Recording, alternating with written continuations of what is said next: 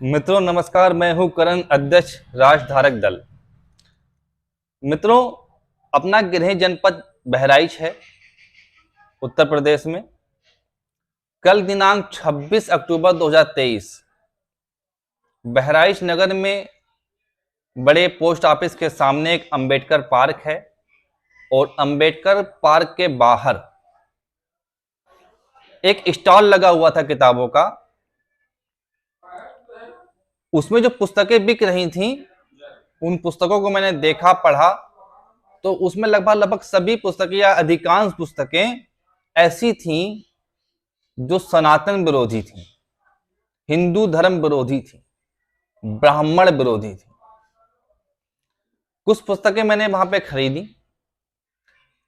एक पुस्तक है ये सम्बुक वध। इस पुस्तक में श्री राम के बारे में अनेक आपत्तिजनक शब्द लिखे हुए हैं, घोर आपत्तिजनक शब्द लिखे हुए हैं। उनको बहुत ही बर्बर, अत्याचारी, अनाचारी शासक राजा बताया गया है, दलित विरोधी, शूद्र विरोधी शासक बताया गया है। और मजे की बात यह है कि जो इसके लेखक हैं उनका नाम है पेरियार ललई सिंह और दूसरे जो हैं उनका नाम है राम अवतार पाल। नाम भी राम है और काम भी राम विरोधी है। नाम राम है और काम राम विरोधी है। ऐसे ऐसे लोग हैं भैया दुनिया में, क्या किया जाए। इनका प्रकाशन आप जान लीजिए, सम्यक प्रकाशन है 23/3 पश्चिमीपुरी नई दिल्ली में। यहीं का प्रकाशन है, बाहर के लोग नहीं है, यहीं के लोग, यहीं के लोग यहीं का खाते हैं, यहीं का घुराते हैं। ऐसे ऐसे लोग हैं, धड़क्के से अपना एजेंडा चला रहे हैं, भारत विरोधी एजेंडा चला रहे हैं। पूरी पुस्तक तो मैं आपको नहीं पढ़ा सकता, कुछ अंश मैं आपको इसके पढ़ाता हूं। इसका पृष्ठ संख्या 58 पढ़िए। 58 में 10:3 में आइए। स्थान है दंडकारक, समय है सायंकाल। सम्बुक मुनि, इसमें एक सम्बुक मुनि मेन किरदार है, हीरो है इसका, इस पुस्तक का, रामायण का, इनकी रामायण का। और वो है शूद्र समाज से, विद्यालय चलाता है, महाविद्यालय चलाता है, छोटी सी एक सेना भी बना रखी है शूद्रों की हक की लड़ाई के लिए। यही इसका बहुत बड़ा अपराध है। और ये तपस्वी भी है, ये तपस्वी है, ये महर्षि है, सम्बुक तपस्वी है। और इसने छोटी सी सेना भी बना रखी है शूद्रों के कल्याण के लिए और आर्यों को इस देश से भगाने के लिए।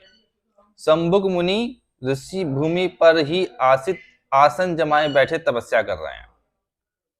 सम्बुक मुनि भूमि पर ही आसन जमाए बैठे तपस्या कर रहे हैं। राम का सशस्त्र प्रवेश होता है। लक्ष्मण भी सशस्त्र पास ही कुछ दूर पर खड़े बड़े झगड़े की ताक में समीप झाड़ी के आड़ में छिपे खड़े हैं। लक्ष्मण छिपे खड़े हैं। अब राम कहते हैं, कहिए ऋषिवर आप कौन हैं?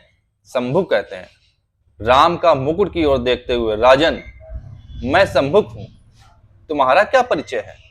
जानते हैं कि राजन है, संबोधन भी राजन कर रहे हैं, फिर भी कह रहे हैं आपका क्या परिचय है? ठीक। राम कहते हैं मैं अयोध्या का राजा राम हूं, महाराज मुझे बताएं आप किस वर्ण के हैं? सम्बुक कहते हैं राजन मैं मनुष्य वर्ण का हूं, भारत का आदिवासी हूं। राम समस्त आदिवासी शूद्र वर्ण के माने गए हैं। शूद्रों को तपस्या करने का अधिकार वर्ण व्यवस्था अनुसार नहीं है। आप तपस्या क्यों करते हैं? राम कहते हैं सम्बुक ऋषि हैं, ये तपस्वी हैं, विद्यालय चलाते हैं, यही इनका अपराध है इस पुस्तक के अनुसार। सम्बुक कहता है राजन तपस्या और भगवत भजन करने का अधिकार सभी व्यक्तियों को है, चाहे वे सवर्ण हो या शूद्र। अब गौर करने वाली बात यह है, ये जो पुस्तक, इन पुस्तकों का जो प्रचारक हैं ये बौद्ध मतावलंबी हैं, ये बौद्ध मत का प्रचार प्रसार करते हैं। अब बौद्ध मत के अनुसार ईश्वर नहीं है, परमात्मा का कोई अस्तित्व नहीं है, फिर ये सम्बुक भगवत भजन किसका करते हैं भाई? जब परमात्मा है ही तो भगवत भजन किसका कर रहे हैं? यह भी बड़ा विचारणीय है। राम जी कहते हैं अवश्य तुम शूद्र की तपस्या के फलस्वरूप हमारे राज्य में पाप छा गया है। तुम शूद्रों की तपस्या के फलस्वरूप हमारे राज्य में पाप छा गया है। जिस कारण प्रजा में दैवी प्रकोप हो रहा है। जिधर देखिए अनावृत्ति, तुषाण व अन्य कारकों से जनता में त्राही त्राही मची है। ब्राह्मण का बालक कम आयु में मर गया है। तेरी समाज उद्धारक समिति आर्य वर्ण व्यवस्था का, ब्राह्मणी कर्मकांड का घनघोर विरोध कर रही है। साथ ही तूने राज्यों में विरोध की जन क्रांति का व्यूह रचकर एक सुदृढ़ सैनिक दल का संगठन किया है। अरस्तु, तू मरने के लिए तैयार हो जाए। अस्तु यहाँ पर एक गाली नुमा शब्द है जो कि श्री राम ने शंभुक ऋषि के लिए प्रयोग किया है इस पुस्तक के अनुसार। अब शंभुक कहता है, राजन, ये आपका भय है। मैंने एक पिछड़े समाज को उठाने का प्रयत्न मात्र किया है। उनका पुनः स्वराज्य प्राप्त करना जन्मसिद्ध अधिकार है। यहाँ पे श्री राम को, श्री कृष्ण को, सभी आर्यों को, ब्राह्मण को, ठाकुरों को, क्षत्रियों को विदेशी बताया गया है इस पुस्तक के अनुसार, इनके मतानुसार। इसी आधार पे शंभुक ऋषि कह रहे हैं राजा रामचंद्र जी से कि पुनः स्वराज्य प्राप्त करना हमारा जन्मसिद्ध अधिकार है। यदि आप इसे राजद्रोह कहते हैं तो ठीक है। राम, हाँ, मैं इसे राजद्रोह कहता हूं। पिछड़े समाज को उठाना तेरा नहीं, मेरा कर्तव्य है। तुंगभद्रा शंभुक ऋषि की पत्नी है। अच्छा, इनकी कई पुस्तकों में ऋषि और महर्षियों को भी भोगी, व्यभिचारी, बलात्कारी, अनाचारी और अत्याचारी बताया गया है। बावजूद इसके यहाँ पे शंभुक को महर्षि की उपाधि इस पुस्तक में दी गई है। अब तुंगभद्रा कहती है, जो शंभुक की पत्नी है, राजन राम, यद्यपि मेरे पति देव निर्दोष हैं, फिर भी मैं आपसे उनके प्राणों की भीख मांगती हूं। शंभुक कहते हैं, प्रिय, तुम चुप रहो। मैं मानवीय अधिकारों को प्राप्त करना व अपने भाइयों को पुनः स्वतंत्र कराना अपना धर्म समझता हूं। राम, यह तेरी दुष्टता मात्र है। शंभुक, मैं तुझे क्षमा नहीं कर सकता। राम शंभुक पर तलवार का प्रहार करते हैं। शंभुक, हाँ, अधिकार, कहकर प्राण छोड़ देते हैं।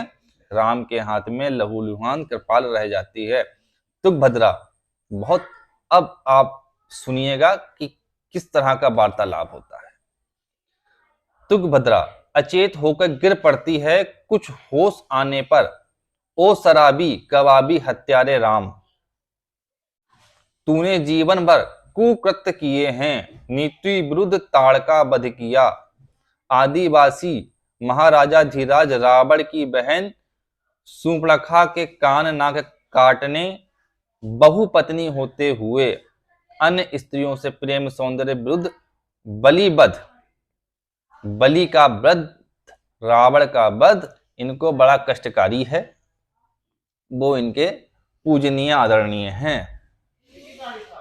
राज नियम विरुद्ध गर्भवती सीता को निसहाय जंगल में छोड़ देने तथा न्याय विरुद्ध मेरे पति देव का वध आदि घटनाओं को भावी संतानें सत्य के तराजू पे अवश्य तोलेंगी। ये इनका षड्यंत्र बहुत पुराना है। इसी प्रकार का षड्यंत्र ये बराबर कंटिन्यूसली 2500 वर्षों से करते आ रहे हैं। यहां पे एक बात बहुत ही विचारणीय है, गर्भवती सीता को जंगल में छोड़ देना।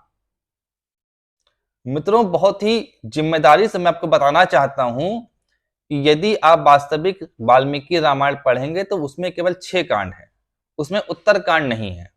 उत्तरकांड इन्हीं जैसे षड्यंत्रकारी दुष्ट लोगों ने बाद में उसमें जोड़ा है, जिसमें श्री राम पर कई भद्दे आरोप सही करने लगा करके सही ठहराने का प्रयास किया गया है। उसी में एक आरोप है माता सीता को गर्भवती अवस्था में जंगल में छुड़वा देना। ये बिल्कुल झूठ, कोरा झूठ और इन षड्यंत्रकारियों का षड्यंत्र है, जैसा कि इन लोगों ने उत्तरकांड में लिख रखा है।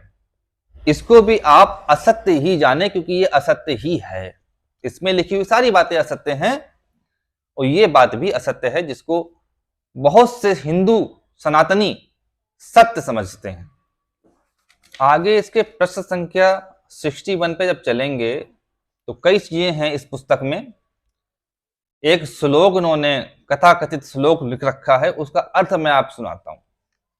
जैसे नरेंद्र यानी कि इंद्र सची इंद्राणी उनकी पत्नी को मधु सुरापान करते थे, उसी तरह मुझ राम ने सीता को हाथ से पकड़ के मेरे यानी कि शराब का पान कराया। यानी कि श्री राम स्वयं शराब पीते थे और माता सीता को भी शराब पिलाते थे। ऐसा इन्होंने भद्दी बात इस पुस्तक में लिखी है। उस समय जो मेरे नौकर चाकर थे वो मेरे या हम दोनों के लिए मांस तथा नाना प्रकार के मधुर फल ले आए। इस प्रकार के भद्दे और गंदे आरोप इस पुस्तक में श्री राम के ऊपर लगाए गए हैं। मैंने इसका प्रकाशन आपको प्रारंभ में ही बता दिया था कि क्या इसका प्रकाशन है, कौन लोग हैं इसके लेखक, और जिस राम राज्य की बात हमारी भाजपा सरकार करती है क्या इसी प्रकार से राम राज्य हमारे देश में कायम होगा? यदि ऐसे प्रकाशनों पर कोई कार्यवाही नहीं होगी, इस तरह के लेख लिखने वालों पर कोई कार्यवाही नहीं होगी, और मैं हाथ जोड़ के आग्रह करना चाहूंगा शासन प्रशासन से कि इस प्रकार के प्रकाशन जो इस प्रकार का झूठ फैला रहे हैं, हमारे जो आत्म पुरुष हैं जिनको हम भगवान कहते हैं, श्री राम श्री कृष्ण शिव जी, जिन्होंने कभी भी जीवन में कोई भी अपराध, कोई भी गंदा काम, कोई भी पाप अनाचार अत्याचार नहीं किया है, फिर भी उन पे इस तरह के गंदे लांछन, झूठे लांछन लगा करके उनको बदनाम करने का प्रयास किया जा रहा है। ऐसे लोगों के विरुद्ध, ऐसे प्रकाशन के विरुद्ध, ऐसे लेखकों के विरुद्ध कड़ी से कड़ी कार्रवाई होनी चाहिए। और मैं दावे के साथ कह सकता हूं यदि ऐसा कोई लेख मोहम्मद साहब के विरुद्ध या ईसा मसीह के विरुद्ध या किसी भी अन्य मतालंबी, अन्य समुदाय विशेष के इष्ट के विरुद्ध अगर ऐसा कुछ गंदा लेख लिखा गया होता तो बहुत ही जल्द सरकार कार्यवाही करती और उन लोगों को अंदर करवा देती और उनके समाज के लोग भी उनका घेराव करते और उनको उनकी ऐसी तैसी कर देते, जैसा कि हम अक्सर देखा भी करते हैं। परंतु ये सनातन विरोधी बातें हैं, श्री राम विरोधी बातें हैं, श्री कृष्ण के विरुद्ध षड्यंत्रकारी बातें हैं, इसलिए इन पर कार्रवाई नहीं हो रही है और इस पर कार्रवाई होनी चाहिए। राष्ट्र धारक दल इस तरह की घटिया बातों का, घटिया बयानों का, पुस्तकों का, घटिया प्रकाशन का पुरजोर विरोध करता है, कंडम करता है और इसके विरुद्ध हम एक बड़ी लड़ाई लड़ रहे हैं और हमेशा लड़ते रहेंगे आप लोगों के सहयोग से। नमस्ते।